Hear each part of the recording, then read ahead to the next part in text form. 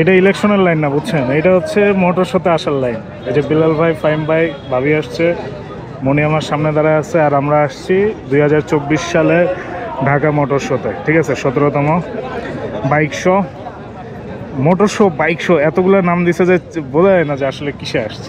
এবার অনেক দ্রুত গতিতে ঢুকে গেলাম মনে হলো, গরমে অবস্থা খারাপ হয়ে গেছে সবার, এই জন্য দ্রুত গতিতে ঢুকে গেলাম।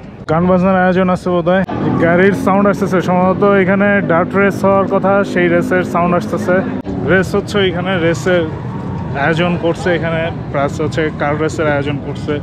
আর ভাই গরমে গা ঘেমে চাতা অবস্থা, গোসল হয়ে গেছি। অনেক ঠান্ডা, তাই না বলো?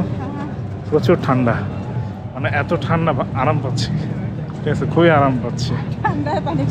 হ্যাঁ হ্যাঁ, মানে যে শীতের কারণে যে পানিটা বের হয় না, ওইটা বের হচ্ছে। ইয়েস, বাইকের এক্সস্টের সাউন্ড আসতেছে, জোস জোস। বুঝলাম না এবার এত সস্তা ফটো বুথ কেন করছে, এর আগের বার অনেক সুন্দর ফটো বুথ করছিল, এবার এত সস্তা ফটো বুথ কেন করলো? নাম ঠিকানা দিলে কি হইতেছে? এবার দুই পাশে দুইটা করছে, ওই পাশে একটা করছে, এই পাশে একটা করছে। এটা সব, এটা এই পাশে হচ্ছে গাড়ির দখলে। ভাই বাইকটা ঘুরে আসি, তারপর গাড়ি দেখি। বাইকের হয়ে আগে গাড়িতে যাবো, কেমন দেখে না। আর যথারীতি ওর ভিতরে ঢুকলে, এই যে এর ভিতরে ঢুকলে কথা বলা যাবে না, বুঝছেন? কথা বললেও খুব চিপায় চিপায় কথা বলা লাগবে, কারণ প্রচুর ভিড়, প্রচুর মিউজিক, কপিরাইটের বহুত কাবজাব আছে।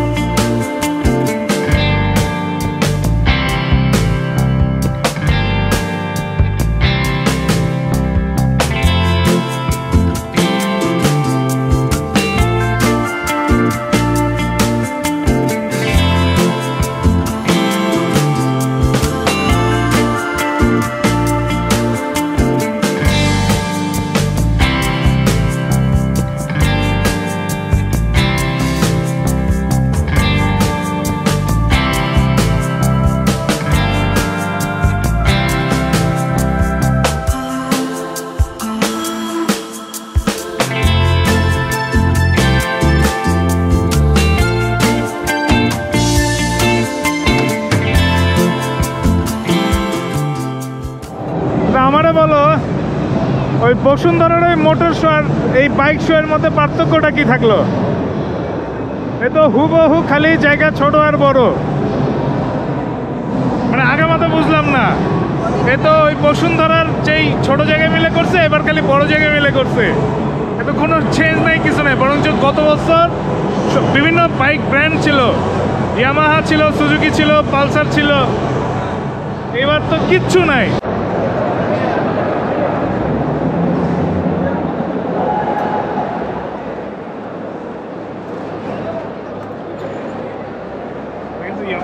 কি মনে করে? হ্যাঁ, কি মনে করে? ক্যাফে রেসার মডেল তো, এই জন্য ক্যাফে রেসার মডেল ভালো লাগে। কিন্তু আমার মনে হচ্ছে এখানে যে বাইকটা মানে রাখা হয়েছে, এই বাইকটা হ্যান্ডেল বাঁকা।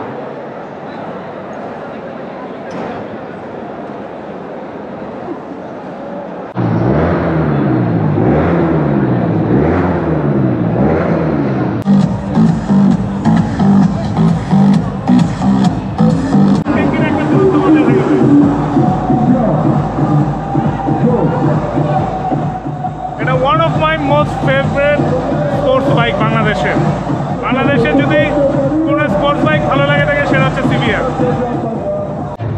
বিষয়টা হয়েছে, এর আগের বার বাইক শো যতটা সুন্দর ছিল গত বছরে, একটা ব্র্যান্ড আসেনি, কিছু না, একটা আনঅফিসিয়াল জাস্ট ব্র্যান্ড আসছে, এছাড়া এখানে আজকে কিছুই নাই। মানে খুবই হতাশাজনক একটা বাইক শো। তো এই জন্য এবার গাড়ির মোটর শোতে ঢুকতেছি যে ভাই এইটা অ্যাটলিস্ট কিছু দেখাক। ঠিক আছে, কারণ বাইক শো এমন হতাশ করে দিছে, মোটর শো একটু আশা জায়গা।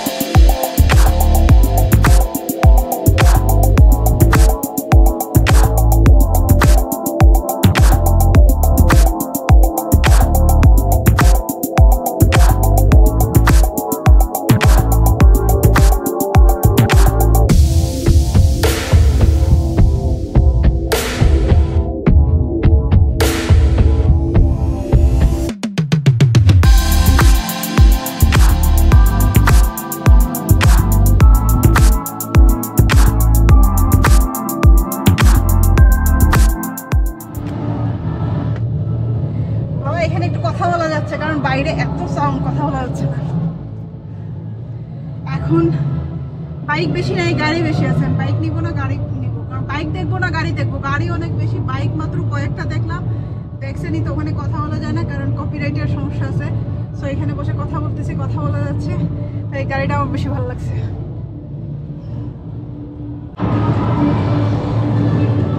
কি করতেছিলা? আসো আসো হ্যাঁ আসো, আর ঢুকতে দেয়া মাথা ব্যথা পাইছে। ও এখানে হ্যাঁ। এখানে কথা বলা যাচ্ছে। আচ্ছা, কথা বলা যাচ্ছে তাই না? হ্যাঁ। ফাইম ভাই আমাদের ফটোগ্রাফার photography করতেছে। গাড়িটা ভালো আছে। এরকম দেখো। ঘুরলাম ফিরলাম সবই করলাম, বাট গাড়ির সেকশনটা খুব জোস ছিল। এতগুলো ব্র্যান্ড একসাথে ছিল। বাইকের সেকশনটা খুবই বাজে লাগছে, পছন্দ হয়নি।